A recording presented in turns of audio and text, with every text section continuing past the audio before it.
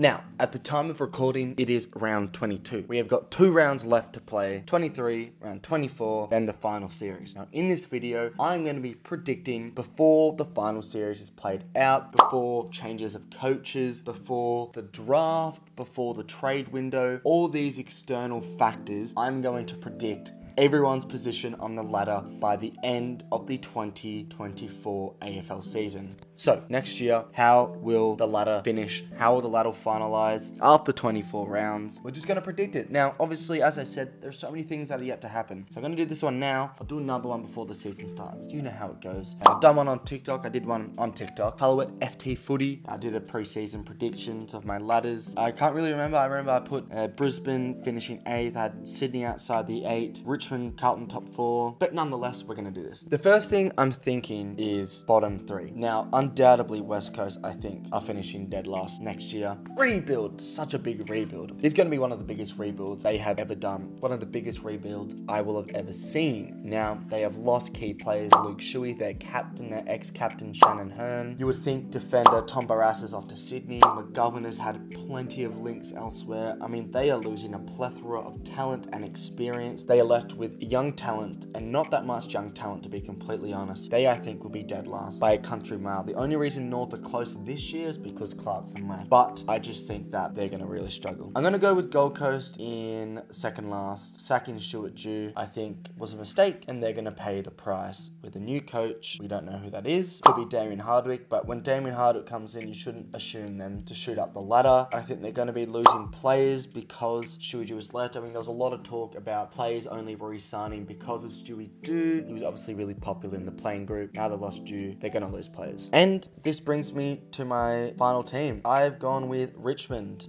finishing in the bottom 3. Now, I am a Richmond fan, so keep that in mind. This is not a bias shout. I'm not a Collingwood fan, a Carlton fan. I know my team. We are losing Cochin. We are losing Jack Reaver. Very much talented. Tom Lynch is always injured. Shai Bolton has not transpired to be a good player. An amazing player that we thought it was going to be. Taranto's had a standout year. Hopper, there's question marks over him. Dustin Martin, will he stay? Will he go? We don't know who our coach is yet. Is it McQualter? Is it Carr? Is it X? Is it Y? We don't know. Is it Jan Siracusa? I mean, at the time of recording, nothing has been finalized. So there's a lot of question mark to Richmond. A lot of our higher ups have been close to leaving for the last couple of years, and you would think now that there is a shift in just players and playing group and coaching and just a shift in culture, you would think that a lot of our higher ups will go. It's rebuild time for Richmond. I hate to say it. We still have a lot of good young talent, but you would think that would drop down the ladder. Now, in 15th place, I have got North Melbourne, and just after North Melbourne, I've got Hawthorn in 14th place. Both of them pretty simple. I think North Melbourne have a talented list. I think once they get rid of some deadwood, which Clarkson will introduce more players like Sheasel, some really good young talent, and they'll shoot up the ladder a bit. This is all on the assumption Clarkson stays fit to coach for the whole year next year. For Hawthorn, I think Mitchell's done really well. I think they've shown late in the season that they can beat good teams. They are capable of playing a good brand of football, and I have trust in Mitchell. Look, 14th place is only 2 jumps on the ladder compared to where they'll most likely finish in 16th, third last this year. I think they're going to finish in 5th last next year, which is an improvement for both Hawthorn and North Melbourne. We got one more team. This last team, I put this category, it's sort of, they're not close to the 8. They were never really close to it. We're going to go with Geelong in the 13th place. I think it's finally their time. We've seen the old talent, you know, we're just seeing that their aging list is finally caught up with them. Smith gone, Danger old, Selwood's obviously left last year. They do have great young talent in Braun, Brian Myers, Cameron's old, Hawkins old. I just think there's going to be a big drop, and who would have thought the 2020 finalists, grand finalists, and now very close to dead last. I also want to put on the radar that Chris Scott is an interesting one. He might do a Damien Hardwick next year where he could retire. I could see that happening. He chooses to retire, or not retire, but just have a couple of years out of the game, like Damien Hardwick has chosen to do for his mental health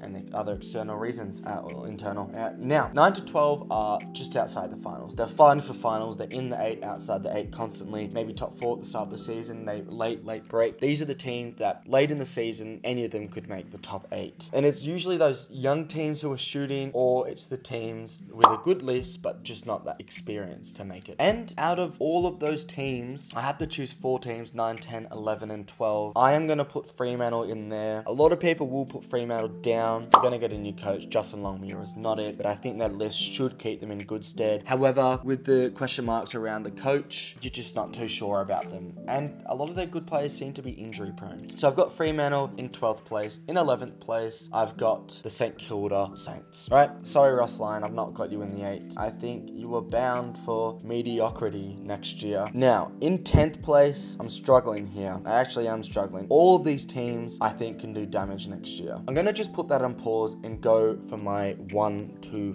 4. Now, this is not who's going to win the grand final. This is just after the home and away season. So, finishing minor premiers, I am going to put the the Collingwood Football Club. I think they're going to do it again. I think their list is young. They're only going to get better. Finishing second, I think, will be Melbourne. Injuries have cooked them a little bit this year, but I think they'll easily get 1 or 2. I was close to putting Melbourne in minor premiers, but I think Collingwood get the job done there. To make that top 4, I'm backing in Carlton. I do it all the time, and I'm backing them in again. And then I'm going to go with Sydney for a bit of a bounce back season. I feel like Buddy Franklin has slowed them down a little bit. They're going to have good replacements. Barras in. That is my top 4. So 1 Collingwood, 2 Melbourne, Carlton 3, and then Sydney in 4th place. I think comfortably Brisbane should make the top 8. Now, they are getting old. Ashcroft won't play much of next year, but I think they should still make the top 8. But that is a potential slider, so keep an eye out for them. I think Adelaide should make the 8 as well. Young list, experienced list, and they look like they will make the 8 this year. So you would assume that given they're young, they will keep strengthening, keep maturing, and they should push further on. So